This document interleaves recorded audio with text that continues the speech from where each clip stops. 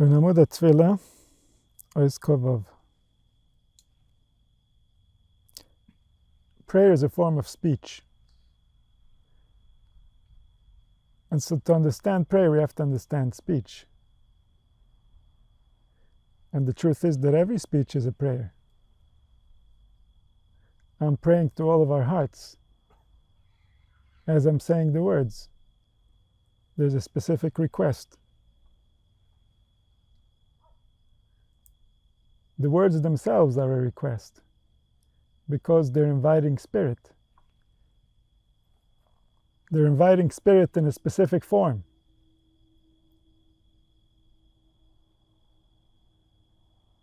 And the heart is the one that's going to comply, because really, the heart is the one that invites the spirits. Every spirit that's ever visited within our body was first invited by our heart. Otherwise, it would have no right to enter.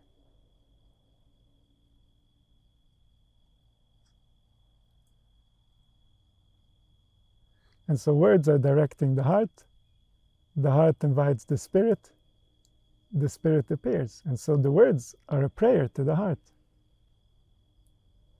Please, heart, can you invite these spirits so that I can communicate, so that the will of my heart can be received by the heart that's listening to me? That's the prayer. And then, in accordance with how much the prayer was answered, the heart that was listening receives spirit.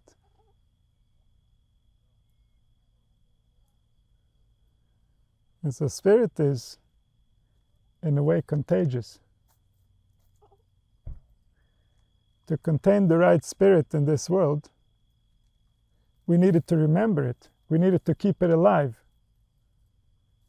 We needed to keep the holy flame alive, at least in one body, so that the world would have access to it. And there was no longer, not even one body that contained the Holy Spirit. The world goes dark. And in the darkness, the forces that have no heart get into conflict with the forces that are trying to protect the heart.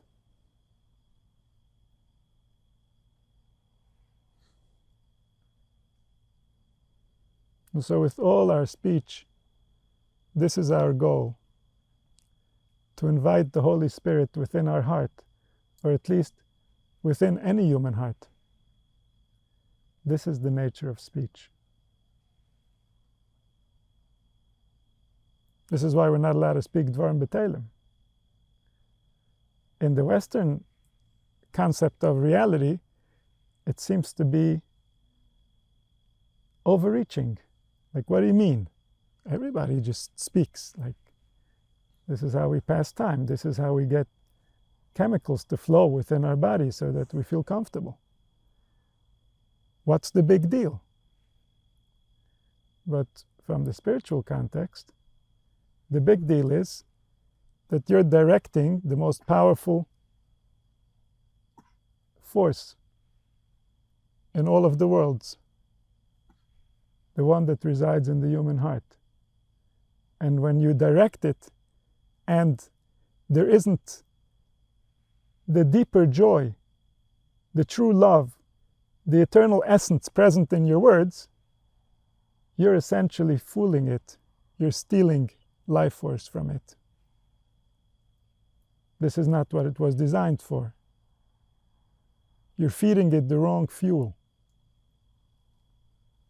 And then it won't run the same. It cannot run the same. Because spiritually, it's been contaminated by meaninglessness. Soon it's going to feel bored. Soon it's going to look for a distraction. Because it's lost touch with the essence. It's lost touch with the truth. It's lost touch with the desire, with the love, with the pleasure of existence. Without it, existence never would have existed. So if speech pretends that that essence is not present, then that speech removes desire from the heart, steals its essence. If the speech is against reality, that speech is contaminating the heart. That speech is turning the heart against reality until there's going to be a stranger within that heart. There's going to be a czar that lives in that heart and that operates that body against us, against our best interest, against what's good for humanity. Because the heart has been contaminated, the heart has been tainted, the heart now thinks that it's an enemy of reality, the heart is angry at reality, and now it's taking revenge, consciously and unconsciously.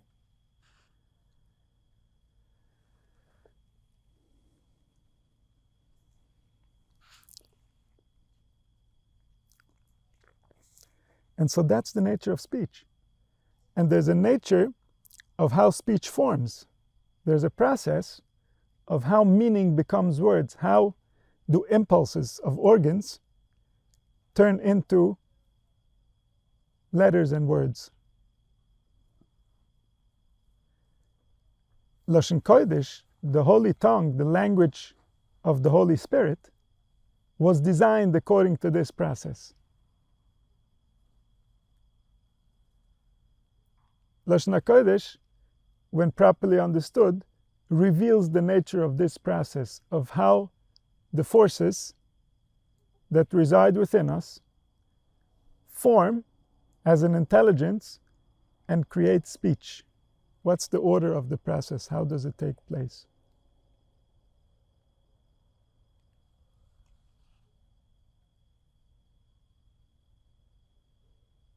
And so here says the Baal Shem Tov in Ois Kuf Vav, Im yipel adam achshav azara yachshav shehakol bo me'osis vehem kedoshim. If a person has a strange thought, what is a strange thought? A thought that originates in a strange heart. What is a strange heart? A heart within which resides a stranger. A stranger from what? A stranger from reality. One who doesn't think he is reality. He thinks he is someone else and he wants to fight. He wants to take back from the people what he feels reality took from him. He's turned against reality. That's a stranger. If he resides in a heart, that heart is a strange heart. And that heart, that strange heart, creates strange spirits, strange thoughts, machshav ezores. Machshav ezores mean thoughts that don't recognize the sanctity of reality. Thoughts who are willing to offend reality. Thoughts who think reality is wrong. All these are strange thoughts. They originate from a strange heart. They originate from the stranger who lives in the heart. Ezu el zar shebegufa shel adam. Who is the strange God that resides in man's body? Hava omer ze yetzer hara. The evil inclination is the strange God within man. What is the evil inclination? The evil inclination gets created by evil speech.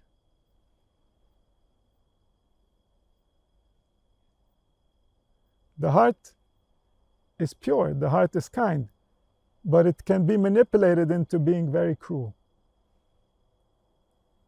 A crooked heart can be very cruel. And that's because it's become estranged. It thinks that its interest is opposed to the interest of reality. And therefore, every thought that it creates is a strange thought. But one who is already attached to the holiness And so he identifies the strange thought, meaning he is no longer estranged to reality. He's not a stranger. He recognizes what belongs in reality and what conflicts with reality. And so when he knows to filter out these thoughts, he is already attached to the truth. And so he recognizes that even when a strange thought arises, it's arising from a holy source. The root of what's taking place is holy and pure. It's only that there's been a manipulation in the process. There's been a misunderstanding. Something here got twisted along the channels, and therefore the message comes out inaccurate. The desire as it originates in the heart must be that it's for reality, because that's the nature of the heart. The desire as it's manifesting in the brain seems to be against reality, because something got involved in the middle and twisted the real meaning of things. And so he says, when the thought comes, think that everything comes from the letters, and the letters are holy. And so here, there's two ways to go with what these letters mean. There's also the syllables, because at the root of speech, we have a relationship with the syllables from when we're very young, according to the language that we grew up with, and the relationship that that language has with the syllables, because every language uses syllables differently, and some syllables have negative connotations, some syllables have positive connotations. We carry those relationships, and with them, we understand language. The signal that the soul gets in order to interpret the words that I'm saying right now comes in as syllables, creates emotional reactions, and then the sequence of those emotional reactions are the identification of a word. And this is what wakes up within the spirit, the invitation for a new spirit. This is how the heart knows which spirit to invite next. And so as the sounds are going through, there are reactions to each sound. And then those sounds bring the word to life. And so the sounds and the syllables, the relationships that we have with them at our core, this is our nature to have them, this we have before we actually develop the associations. This is the relationship that we had with them in potential as children, when we came into the world. The Nefesh HaMedaberes was clean, she was pure. It was all holy. And then came the actual experiences and contaminated that holiness. And so now, if it's coming out strange, if the message that's coming out is strange, remember the pure and the holy of these syllables while they were still pure, the way that you received them, before the relationship got contaminated. And so know that at the core of what's taking place is that your soul is creating something here. And the fact that your soul is involved means that it's holy. It means that you cannot abandon it. You can't just say, oh, this is bad, go away. There's no go away. This is your soul that just dressed up as this. It's not going away. You need a language with it. You need to figure out how to speak to it and how to return it to its original condition, how to return it to its original goal, so that it knows what it was really designed to do, what purpose is it here to serve. If not, if I'm going to say go away, then I'm going to be missing part of my soul. And that part, there isn't going to be anyone doing it for me, because that was meant to be done by my soul. So if there are parts of my soul that I send away without realizing some way of bringing them back, then I don't have those parts of my soul working for me. Those parts of my soul are now in exile. They've been abandoned by the core, by the heart that invites the spirits. Spirits that feed that part of the soul are not being invited. And so we need to learn how to re-engage with all parts of the soul. And so here he says, how do you re-engage? The first thing is realize that the source of everything that's taking place is holy. Rak, what's the problem here? Shenitzerfu b'machshavta lishtus. His brain somehow connected the symbols of the soul wrong. That's why the syllables are coming out and they're against reality. The brain misunderstood the syllables. Why did the brain misunderstand the syllables? Because of all the nonsense that was created within it through speech.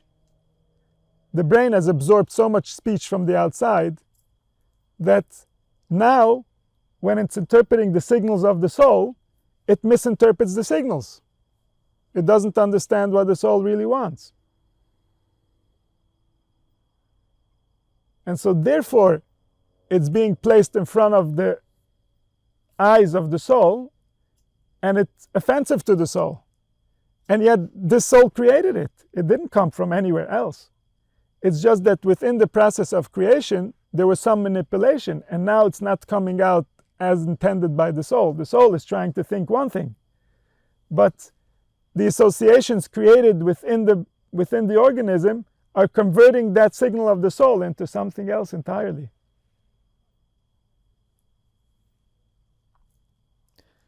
And so his thoughts created the combination that is not appropriate for the soul. So this is one way of learning it, that we're speaking about the actual syllables. Another way of learning it is that we're speaking about the letters as they're described in Sefer Yetzirah, where every letter represents a force within the body, different body parts, different organs. And so the same would apply, that we know that all speech that forms within the mind is coming from the organs. It's coming from within the organism. It's not coming from an external source. The only way it can come from an external source is through our senses, through our eyes and our ears. But the thoughts we create, they're not coming through our eyes or our ears. We can have vision, and based on that we'll think, but the thought itself is inside of us. We're creating it. Nobody's helping us create it.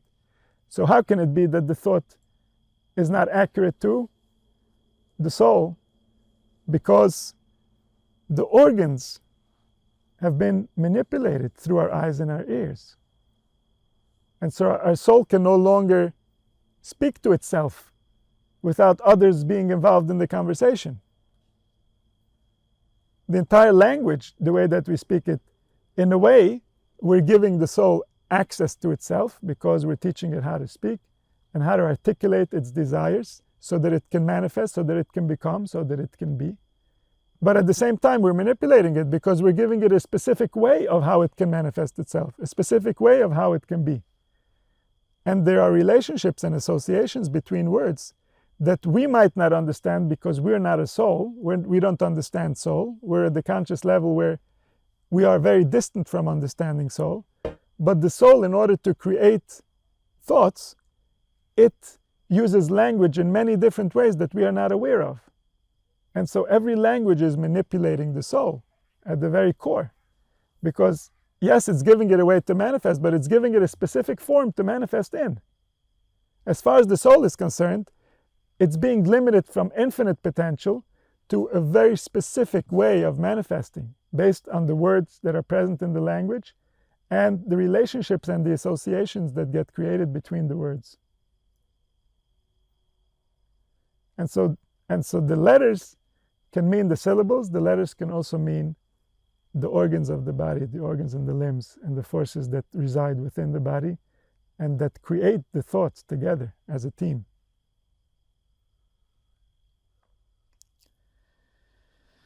And so it says, once you realize that from your soul came letters, and these letters just got manipulated somehow by the external world that has been corrupted by anger, and now from that external world came into the internal world, and it's formulating the thoughts wrong. So it says, על כן, אם יוכל להפך עושה ישראל לדברים קדושים היה טוב מאוד.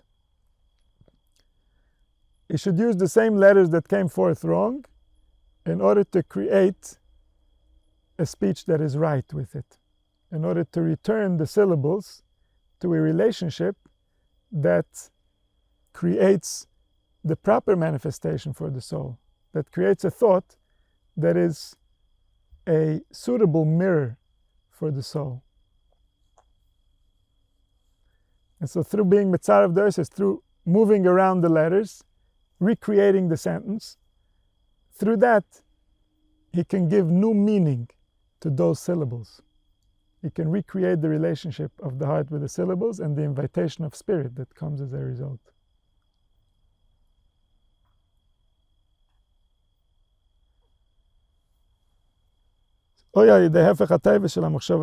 He can also turn the words around. Just the words in the sentence he can play with, and that can change the meaning to something positive. He can take one word and break it into two words, and then through that he can find a way. This is called hamtokas hadinim, to sweeten the judgments. And this is part of language. This is how the brain speaks with the soul. So we don't use language this way. And so to us, we can't understand the significance of what we're doing yet. But the soul has a way of how it operates with letters that to it makes sense. And this was the Mesorah, this was the prophetic tradition that was given over from generation to generation until the end of the first Beis HaMikdash, and then it was hidden. It relates to knowing how to get to a deeper level of language that includes all the permutations of words, the different equivalents based on the numerical value, using the first letter of words or the last letter or the middle letters, or different combinations or exchanges of letters. All this is a way to develop the human intelligence so that it gets to a deeper understanding of reality. Because this opens up to the soul the nature of speech and gives it the full power over speech. Because in the relationship between the soul and the speech, it wasn't meant to be that the speech has the power and the soul worships the speech. It was meant to be that the soul has the power and the speech serves the soul. And this relationship went upside down. By Moshe Rabbeinu, it says Moshe Rabbeinu was Bala de Matronisa. Moshe Rabbeinu was the husband of the speech. So when he spoke, he was using speech for the benefit of humanity. But when we speak, speech is more powerful than us because we don't understand it properly. And so it takes us on a journey, and we don't even realize we're on a journey. We think we're still the same place where we started speaking. And no, now spiritually we're in a whole different place.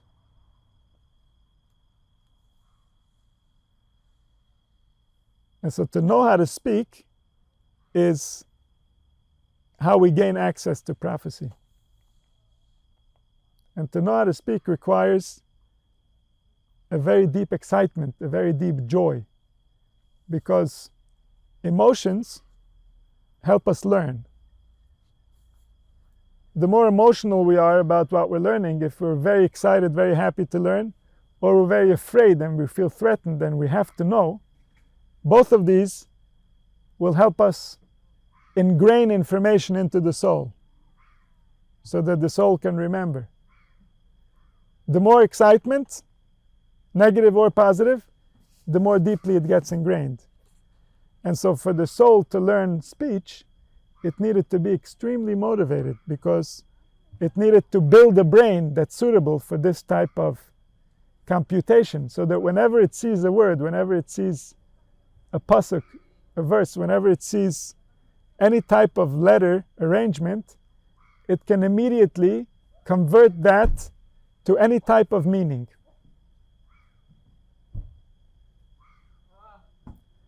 And as soon as that becomes possible, As soon as the brain can give any type of meaning to the letters that it's seeing, only then can the soul really express itself in speech. Because until then, the soul didn't know how to express itself. It didn't fully have access. It couldn't really tell what it wanted to say because it didn't have the speech to do it. It couldn't formulate the right words to tell you how it's feeling. That's the unfortunate situation that causes most of us to meet our soul with extreme disagreement. Most people, when they pass from the world, they're not aligned with the will of their soul. And that's not because their soul didn't try to communicate with them. It's because their soul didn't have a language to communicate with them. The soul is always communicating. Everything that's happening to us, especially everything that's happening to us psychologically, is a direct effect of the soul. The soul is doing it actively. And it does have certain limitations with the body, but ultimately, if there's enough will, if there's enough desire in the soul, it can override the body in any direction that it wants. It can change the body, it can develop the body. There's no limit to what the soul can do with the body if it has enough will. What we lack today is will. Therefore, we can't transform into prophecy. We don't have the desire that it takes to become a prophet. Even if someone were to give us the instructions, if he didn't raise the amount of life our heart pumps out every moment, we could never get there. We could never feel that way. We could never have access to that type of interpretation. Once a person feels that freedom of realizing prophecy, then, of course, the heart will always create the will, because the heart has realized itself. But until then, the soul is not motivated enough in order to develop the body. And so this required special techniques of how to motivate the soul to want to be alive enough within the body in order to learn the real nature of language. In order to become the one that creates language and not the one that has to bow down to language.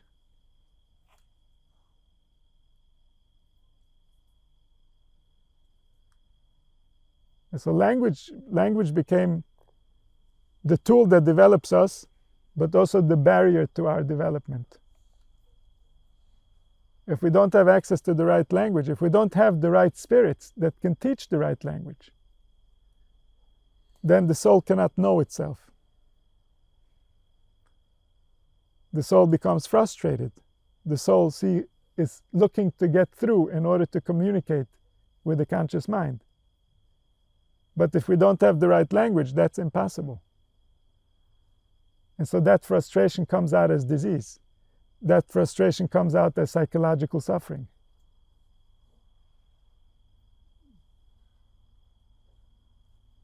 It's the frustration of the soul as it's trying to communicate to itself while it's in the body. And for that, we need to develop language, the right kind of language, the language that gives the soul access to the body, the language that explains to the soul while it's in the body that it can understand the body, that it can know itself, that it can know how its thoughts get formulated and why they're getting formulated the way that they get formulated. And where to check if there's a stranger within you. Where is that stranger coming from? When did it turn strange? Why is it strange? What's the grudge that's keeping it strange?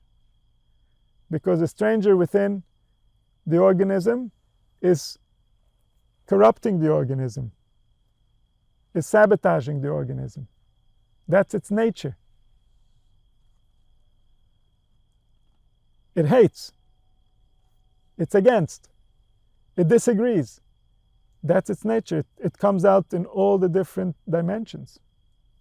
whether it's in the health dimension on the physical level, or in the emotional dimension, or in the intellectual dimension, all types of misunderstandings, mistakes, the wrong approach to people, the wrong approach to relationships, all of them are coming from there. Something strange within the organism. Some angel that's supposed to do a function that helps is doing a function that hurts. And so we lose twice. We lose because he hurts, and we lose because he's not doing his function. And the soul knows. Only the mind doesn't know. The mind's been trained to think a certain way, and it thinks that that's where it's going to find safety.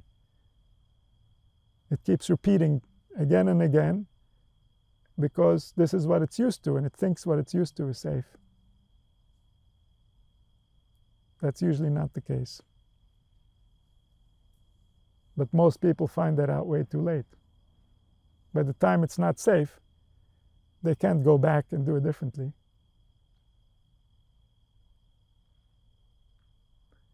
And so to learn how to speak, to learn to try to communicate with what's inside of us, is the basics of speech, the basics of prayer.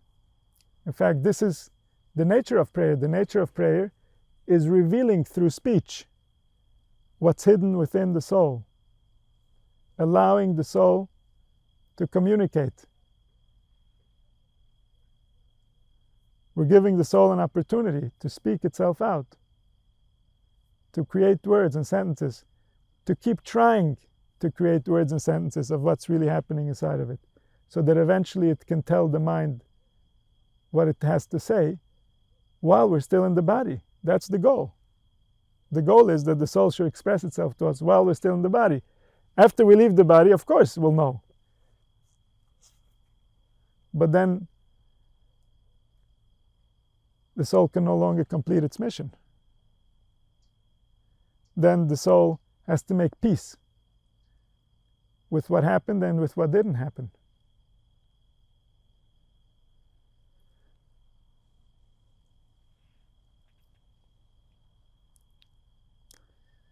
So he says, make something of these words that helps reality. You can split a word in two. You can even use the first letters of the words. The main thing is, he shouldn't distract himself from remembering the truth. Don't let the strange thought take you in for a loop. Don't let it take you down a dark tunnel.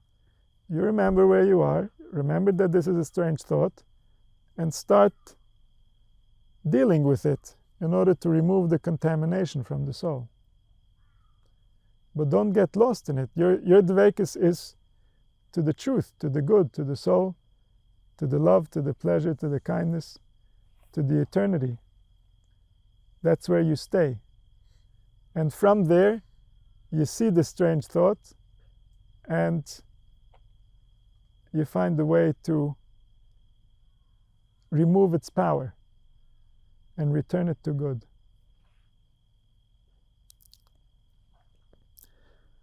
That's from the Darkei Tzedek. Ois Kuf Zayin. ויש באדם כמה כויכס, שלזה אוהלם צורך כויך זה, ולזה אוהלם כויך זה. A soul has trillions of angels working for it. Each one represents a force, each one represents a purpose. These angels have an hierarchy. So they have the highest angels that we speak about, that carry the spark of the Shekhinah wherever she goes, are Michael, Gabriel, Raphael, and Ariel, the four angels, the four archangels. Under these four archangels are thousands upon thousands, millions and trillions of angels, and they each work according to their order, one on top of each other. And this is also evident in our body, the hierarchy of our body, where there are trillions of cells. they all have forces that they're working for. So if we're dealing with a limb, that the entire limb is a force. So in the soul, when it wants to direct a hand, first thing it thinks is hand. That's a big angel, the size of the entire arm and the hand. And then which fingers, which direction, which ways are all the different bones going to interact with each other in order to carry out this will of the soul. And so the angels have a hierarchy of who reports to who, which nerve, which muscle. There's a way of how the traffic travels in order to arrive to its destination. And so this is a housing of a spiritual organism. The spiritual organism is represented by the Ramach mitzvahs asay and the Shesua mitzvahs lois asay, the 248 limbs and organs and the 365 roots of the blood, where they carry the will of the heart throughout the organs. And so this organism, as you're moving within it, it's running through all the angels, spiritually and physically, in the metaphor and in the counterpart of each portion of the metaphor, according to the original design. It all works flawlessly. It's so flawless that we don't realize, that we don't understand the depth of what's taking place. But it's constantly happening. We can always observe. It's right inside of us and in front of us. And it's infinitely complex. The deeper you go, the more you realize how complex it is. If you look at it from the outside, it's still the simplest, and it's not simple even from the outside. But every layer you go deeper, it's much more complex. It's much more beautiful, it's much more perfect. It's undeniable. The moment we see our soul, we're not going to believe that all these were working for me and I didn't even notice one of them. I was just busy doing stuff. But while we're in the body, they're like silent. Unless the medaber creates a relationship with them, they don't come to awareness. Awareness is a specific part of you. Most of you lives in the unawareness. And that's all you. It's not like, I'm the awareness. No, you're everything. The awareness is where you can look now. We take away the body, you'll see everything, because you are everything. And so you have many different forces in you. You have many different powers in you. In each dimension, you use different powers. In the dimensions of emotion, you use specific powers. In the dimensions of intellect, very different powers. You can see people who have more developed powers here, more developed powers there. Different worlds, different powers, different forces, different angels within us.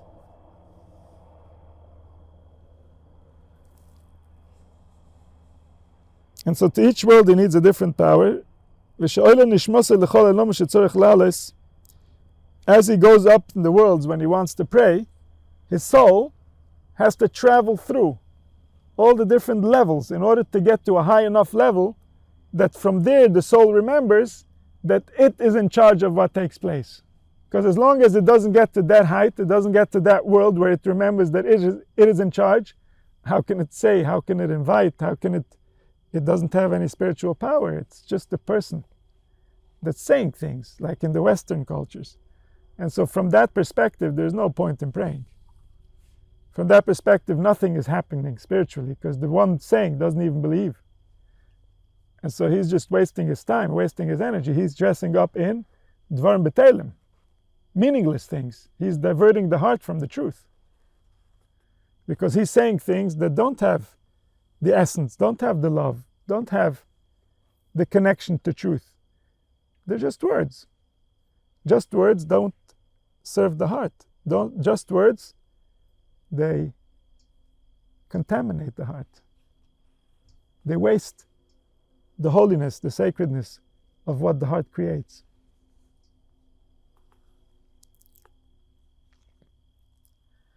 And so as he's going up, he needs to go through all the worlds and get to a world where, a human soul The human soul has something to say.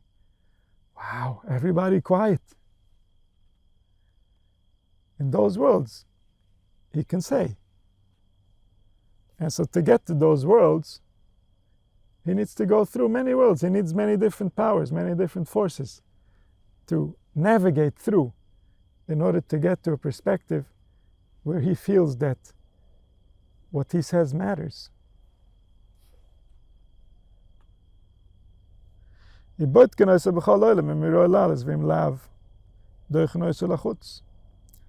Every world, as he goes through, he gets tested. What does it mean he gets tested?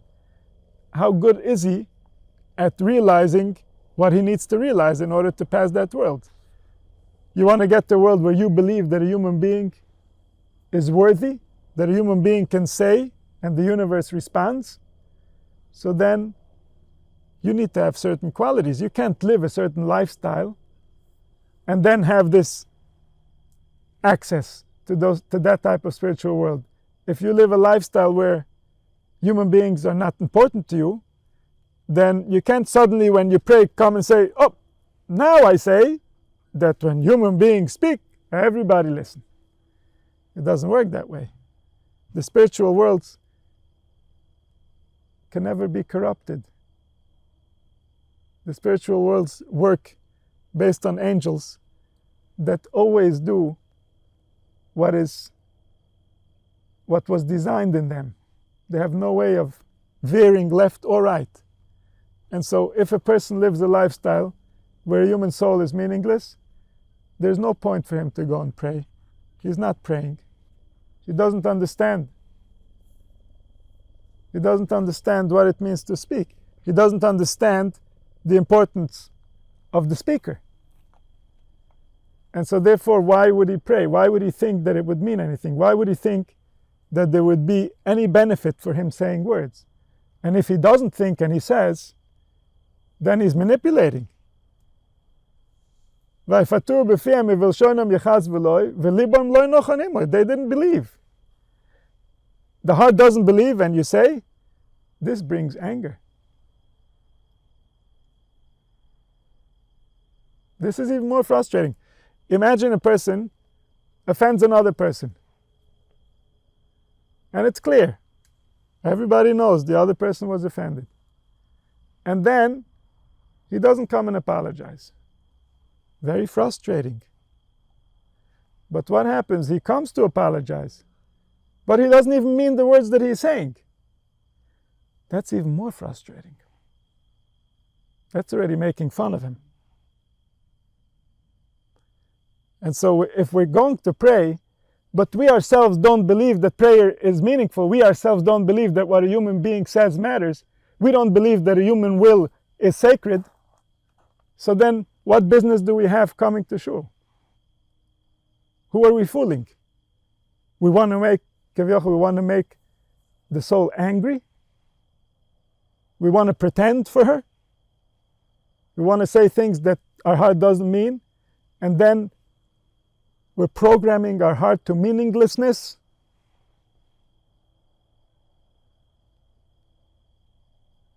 And so at every level, the soul gets checked. Hey, what are you saying? What do you believe? Come again. What's your premise? What's your story? Why are you here? Why do you think that we're going to listen to you? If he lives a certain lifestyle, what do you mean? Of course. But if he lives a different lifestyle, he gets kicked out. What does it mean he gets kicked out? He's not even going to be able to focus on what he's saying. He's going to be thinking about something else, of course. No one home. The words are about davening, praising the King, the Lord. He's great, he's wonderful. But really, there's a business deal that's going on. And we need to work out all the details. And so what is that? What do you think is happening here? Do you think God is a fool? Are you the fool? Is the Koach HaDibur the fool? Is the soul the fool? Who's the fool? What do you think is happening? Explain what is happening. What is taking place over here? And so if there's nothing, then there's nothing. then there's an invitation to a meaningless life. He says he'll get the strange thoughts because he doesn't belong there. If he is wise, if he gets a machshava zara, he got a little smack. Does he understand why he got smacked? Then he'll wake up from that. He doesn't understand, then the whole relationship starts deteriorating. Oh, I didn't even want to be here. I don't even know what I'm doing. Plus, now I'm getting these thoughts. Okay, I see how we're going to play here.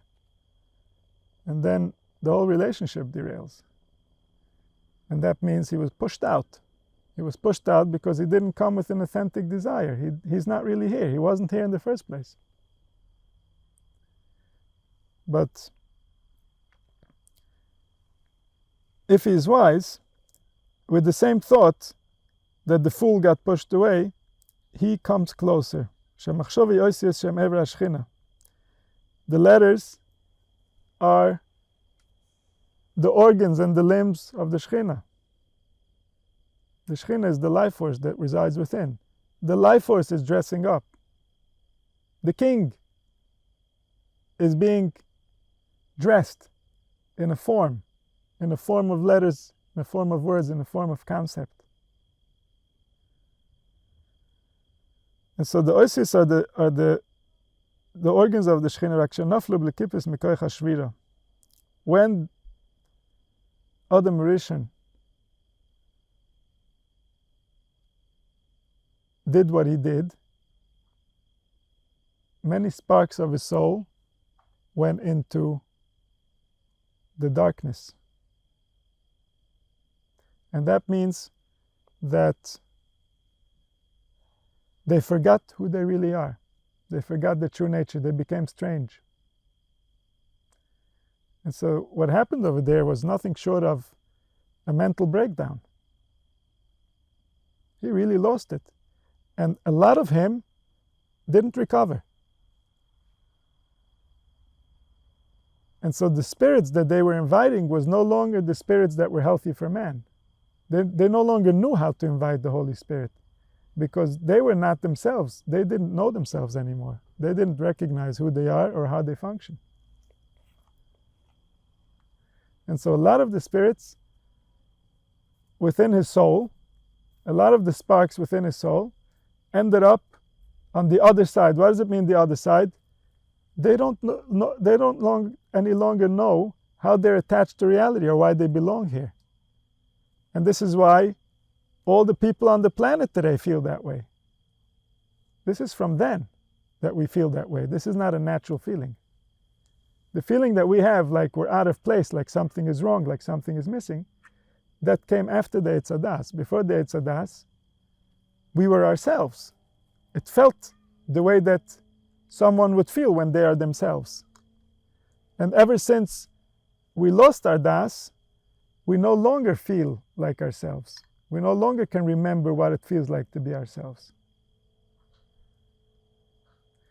And so all these sparks are waiting to be returned. We can return them through love and intelligence. Intelligence to know how, and love to connect the pieces that have been broken and ripped apart. Love is the glue, and intelligence is the order. With intelligence, we know which part belongs where, and with love, we reattach that part to where it belongs.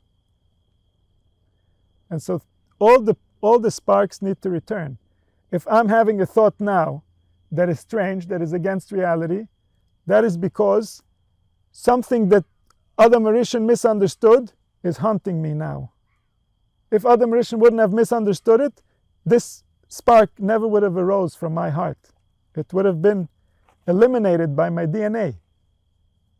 The fact that it can come up is because my great-great-great-great-great-great-great-great-grandfather, the one that is responsible for all of us being here, made a big mistake and he lost his mind. And now I'm trying to find his mind. We all are. And until we don't find his mind, we can't fully be ourselves. If we can't remember how to attach all the pieces to where they belong, we can no longer remember how to be us. We can no longer remember how to be human. And the result is that the frustration that happens because we don't know how to be us, we give that out on each other. And that results in crime, and that results in war.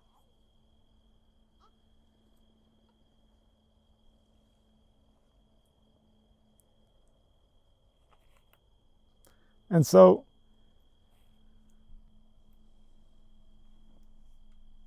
the machshava, the thought, is the letters that are coming directly from the Shekhinah. The thoughts are coming directly to us in order for us to repair the damage of what happened. The misunderstanding that took place thousands of years ago needs to be re-understood. As long as we don't re-understand, we're still stuck in wherever he left off. There was no spirit that could invite the original spirit back. And that's what we're waiting for. That's why we call Mashiach Ruach HaPeinu, which means the spirit within our nose, the breath within our nose. And he's the spirit within our nose because that's the only spirit that can heal humanity. That's the spirit that it says in the beginning of creation. V'ruach Elohim merachefes al pnei hamoim. Chazal say, ze rucha shel Mashiach. That's his spirit that was there before the chaos, because that's the spirit that's going to be after everything is healed. That spirit is the unification of all the sparks that have been lost. Everything that humanity has misunderstood is going to be re-understood. Everything humanity has lost by not knowing themselves is going to be regained when they get to know themselves. And then they're also going to have the benefit of everything that they've discovered while they weren't themselves, while they were fighting and arguing with each other. There's a lot we've learned that we never would have learned had we not gone down this path. And yet, this path always was and has to be temporary.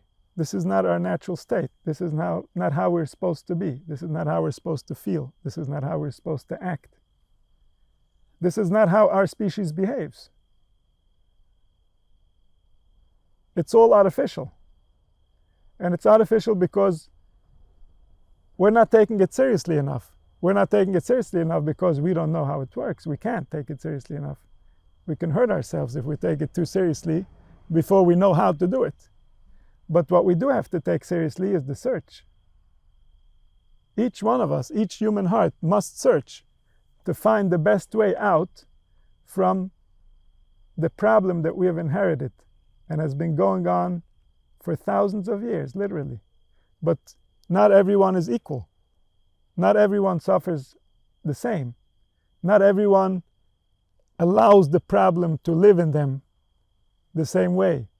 Some have almost eradicated the problem. Some even helped others. Some made changes within the culture that will allow the revelation to go more easily. But all are working for this. All need to be involved in this process where we need to remember the original human spirit that was lost after the Chet of the Eitz Hadas. Since the Chet of the Eitz Hadas, humanity has been plagued by evil spirits. And this is evident by the moods that we have. The human moods came after the breakdown. Before the breakdown, a human being was stable. He knew what he is. He knew how he is attached to the greater being, and he was completely safe. And therefore, he never created strange thoughts. He never created anything that would go against him or reality, and therefore he never had bad moods. And so the moodiness is the stranger. Sometimes the stranger is in charge, and sometimes the friendly is in charge. The stranger is created by all the sparks of the soul that go into strange territory. How do they go into strange territory? When they get formulated in a strange thought. If we don't redeem the strange thought, it goes into the file of strange thoughts, and eventually it will come out when the stranger is in charge. When the heart is in that mood, then all the sparks of the stranger will become active within the mind.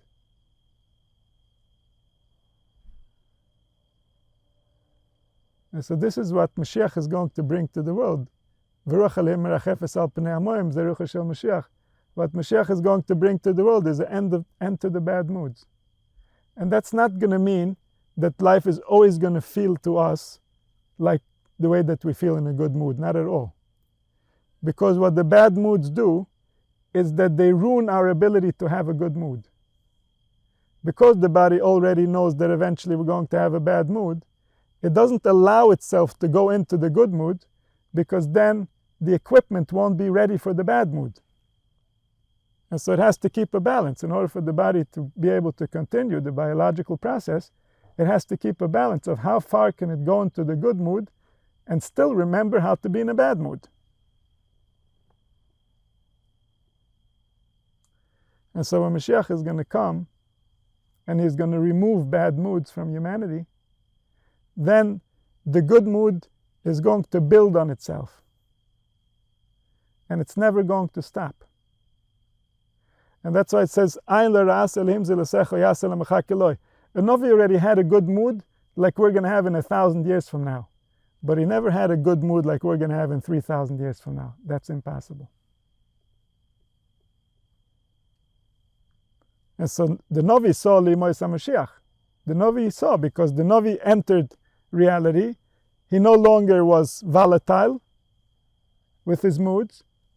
His nefesh revealed itself to him, and therefore he saw momentarily what it's going to be like when the world is going to be relieved of bad moods. But the good mood is going to build on itself. The body is going to keep improving its capacity of bettering its emotional intelligence, its intellectual intelligence, its practical intelligence. And because we're not going to have bad moods, we're going to go in leaps and bounds. We're going to have constant paradigm shifts, always for the better. Because there's only going to be forces working in our favor. Even now there's only forces working in our favor, but we're the ones that are sabotaging our own process because we think we're going to be wise and grab some pleasure somewhere. Or give someone back what they deserve. But once the body is going to be allowed to do what it knows how to do, it's going to continuously improve for eternity. And then, of course, everything will change. Of course, people will immediately start living longer. Of course, nobody will ever be sick. That's simple, that's easy. The difficult part is to get people to stop hurting each other and themselves. That's the difficult part. That's what people have been trying to do for thousands of years, and they have yet to succeed.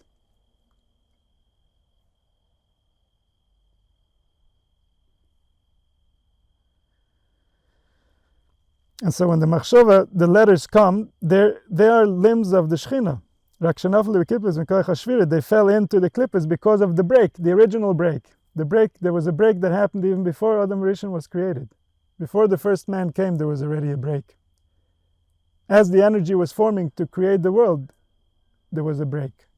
And as a result, Adam Rishon came out in a way that he was going to break. And this is all to give us a place. This is what makes us so important, because we're going to fix what was originally broken. That's why we're going to be partners. That's why we deserve the good mood that we're going to have later. Is because we're partners in creating. How are we partners in creating?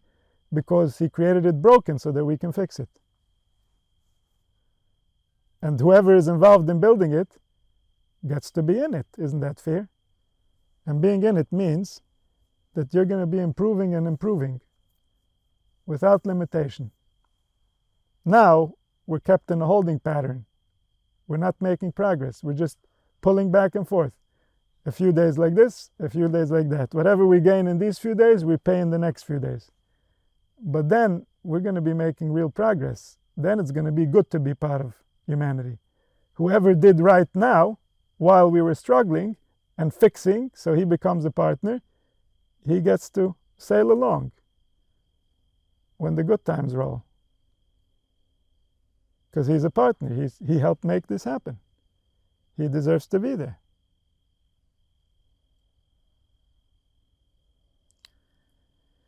So the parts of the Shechina fell into the klippos because of the break. V'nasa tziruf shelo yis ra. So now there's a combination that seems evil. It's like a person that gives food, but he gives the wrong foods together, and therefore it doesn't taste good. He gives the salty and the sweet and the pickled all on one plate. And then it doesn't feel right. Everything alone would have been fine. As they're mixed together, it doesn't taste good. So the same thing here. There are good forces in the Shechina that are here to protect her and to make her whole and to give her everything that she needs.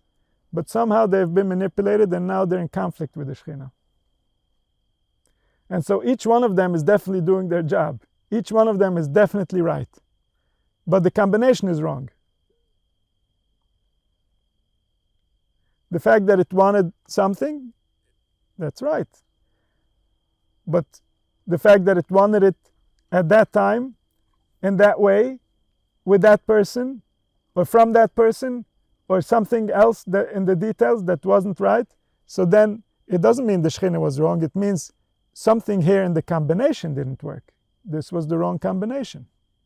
You have to find the right combination to the code, meaning what's the place and the time and the people where I can bring out this will according to how my soul really wants it.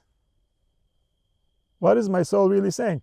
Because if my soul says I need food, I'm going to know it doesn't just mean any food. It means a specific type of food, maybe on a specific temperature, maybe together with other specific foods, because I have a specific way of how I'm used to eating my food, and that's what I appreciate. And so when I want it a specific way. The same goes for the soul. The soul gets frustrated because we're giving it the things, but not in the way that it wants. We're misunderstanding the nuances. We're misunderstanding the subtle instructions of how things are supposed to be. Yes, I want this, but I want it a certain way. I want it to feel a certain way. I want it to be with a person with whom I have a certain type of relationship. And so all this is part of what the soul wants. So if we miss in the combination of things, if we miss in the details, then the soul is not pleased. Then it comes out as a combination of evil. So then we go through the details. Let's listen again. What is the soul saying? What did I know that I want? What am I not sure that I want? How could it be that I get what I want but in a different way, that I wouldn't have whatever it is that makes it evil? And so by rearranging the letters, then we find a way to return these sparks to the soul. This is something the soul is going to have to do regardless. At the end, all the sparks are going to return. But the longer we let them hang out in the stranger category, the more likely that they're going to cause us some real harm. The more sparks of our soul are hanging out on the side of the stranger, the more we have someone inside of us that's sabotaging our life. Everything good, they're going to somehow find a way to interfere with. And because our thoughts and our speech is so meaningful, their interference has real consequences, huge consequences. The entire world runs on these consequences. Everything that's wrong with the world is a consequence of this. And when the human heart will heal, all of the earth will heal, all of the world will heal. All of the planets, all of the galaxies, all of the angels are going to sing. All of them are going to rejoice together. May it happen now.